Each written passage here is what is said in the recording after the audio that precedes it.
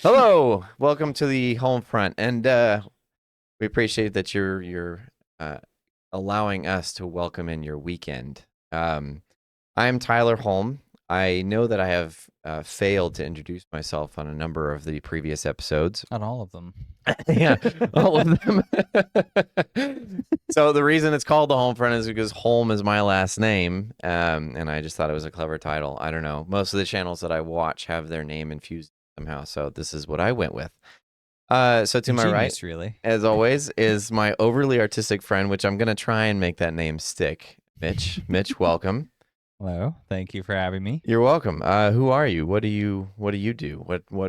How are you affiliated with the channel, and what else do you do outside of the channel? Well, I suppose I'm affiliated with the channel because I'm your best friend since high school, and you're stuck with me. So that answers that question. Wrong on both counts, but sure. Yeah, but I'm an artist, a writer specifically, and so I studied English literature in college, and then I got an MFA in creative writing and poetics, and I do lots of like novel writing and game board design and all sorts of creative projects. Board game, but close. Board games, yes. Thank you. You can tell he creates board games, by the way. He says game board. Oh, did I say game board? You did. Oof. It's like Ouch. verbal dyslexia there. Well done. It's like I guess I'm not sure how to like contextualize me in a box, because I guess like, I'm trying to bring in some kind of credential, which maybe that's like the wrong approach, but I'm just like, what other context can I provide that would actually be tangible for the audience? I am going to say in the middle of your introduction, I'm going to shove you that way a little bit because you're not centered and it's driving me crazy. Okay. All right. There you go. Nice. Much better. It's my OCD kicking in here. Who's the overly artistic friend now? So I have none of that. I am not MFA certified, but I am an aspiring writer as well. It's one of the things we connected with when we first met. Yeah. Was that we both enjoyed writing. And I think the other thing was that we both enjoyed movie soundtracks. I remember we connected on Hans Zimmer. It was the King Arthur soundtrack that we talked about. Yeah. And then later in life, when you started playing board games, is when you started trying your hand at designing it. So I am connected to that. I help design. I do not design my own. I had one that I was kind of messing around with, but I paused that because I had other aspirations that I was trying to prioritize at the time. They're a lot of work. Lots of work. They seem like they're straightforward. They are not. They are not.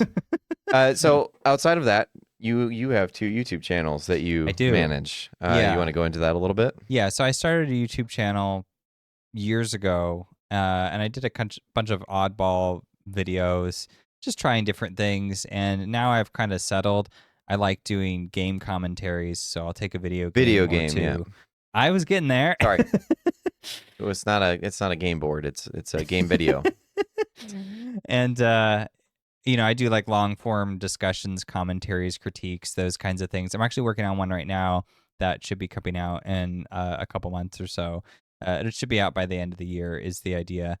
And then the other show I just started is called, I didn't just start it. I started, I guess, last year, but it's called the Oscarinas. And so it's basically an award show. And so we have everybody bring in, they nominate games, and then we pitch arguments for why they deserve to win in certain categories, and then we vote. So it's very democratic, as they say. Yes. And Tyler here is actually on the show too. So if you want to hear more of the two of us talking about video games, we have that whole setup, and it's a lot of fun. I'm not on there much. I think the most involvement I've had was the ActRaiser video we did, which is a video game called ActRaiser from 90.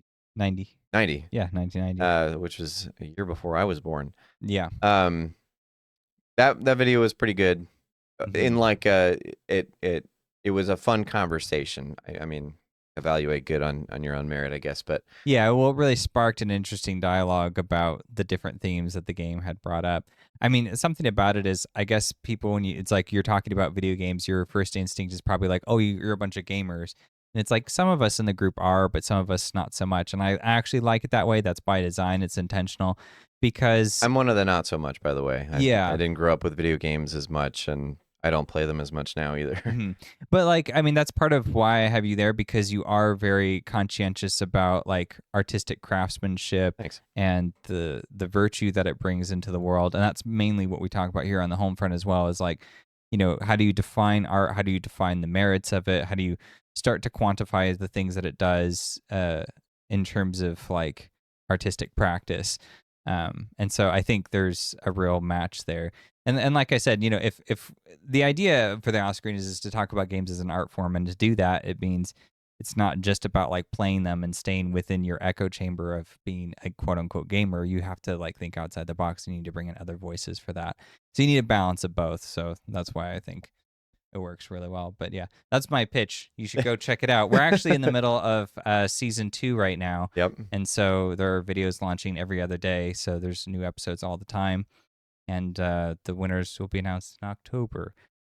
Famous last words. Yeah, We'll what be you're making in? that You're in fun. 92 and 3 right now, right? 1992, 1993. That's what Yep. we're doing. Yeah. Yep. It's a fun show, and I'll link the 2 channels below in